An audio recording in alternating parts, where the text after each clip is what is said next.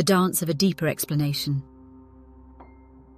Zen, stillness, and Buddha nature. What if I told you that stillness is not a state that you attain, but rather, stillness is an activity that you need only allow? In a nutshell, you already regularly manifest stillness. The peace, the presence. It's built in, it's factory installed. But most times, stillness is so brief, so seldom fully appreciated, and so seemingly random. And yet stillness is inevitable. And to explain that, we can point to something called our Buddha nature. Buddha nature is that bit of machinery that takes circumstances as input and outputs something that we might call the activity of awareness. And we can then define stillness as the unfettered activity of awareness. The reality is that we are all born with Buddha nature firmly in place, and that we will all die with it firmly in place, and that we can't stop the activity of Buddha nature. Our Buddha nature will inevitably manifest, but we can interfere with it, with layers of craving, avoidance, and a mental playlist stuck on explain, rehearse, and control. Zen calls this type of interference avidya, ignorance, but not the didn't read the book kind of ignorance. More like the built a sandcastle to keep out the ocean kind. It's the constant need to be doing something about your experience instead of letting experience speak for itself. Let's zoom in. Your mind starts compensating, inventing meaning, crafting stories, pinning things down, rehearsing the past like it'll change, projecting futures that might never show, grabbing for some fixed point in a world that keeps moving. And that compensatory scramble,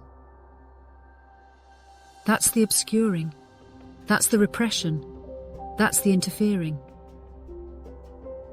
It's like closing the blinds and wondering why it's dark inside. Now here's the paradox. Buddha nature is always on. It can't be shut off.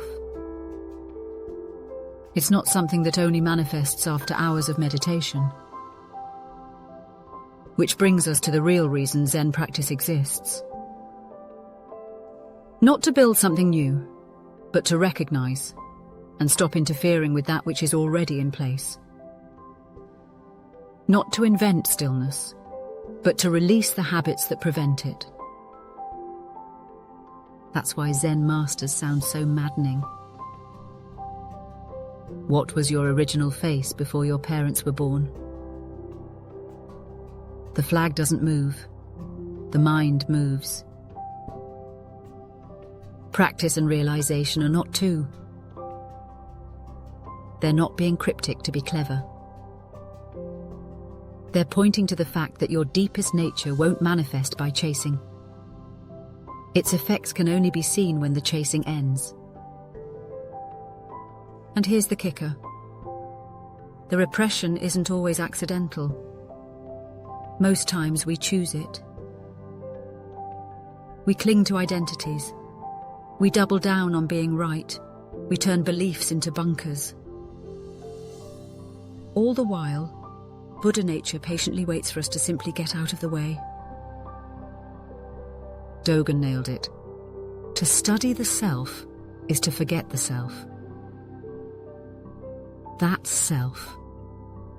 It's the source of the repression, a patchwork of stories trying to protect what doesn't need protecting. Let go of that, and what's left isn't emptiness. It's stillness. So no, the path isn't about becoming anything new. It's about ceasing to interfere. It's not spiritual engineering. It's spiritual unblocking, And the result isn't floating bliss. It's the raw, undistorted now. Just this. Just as it is. Clear. Awake. Still. Already complete. You don't need to somehow activate your Buddha nature. Just stop getting in its way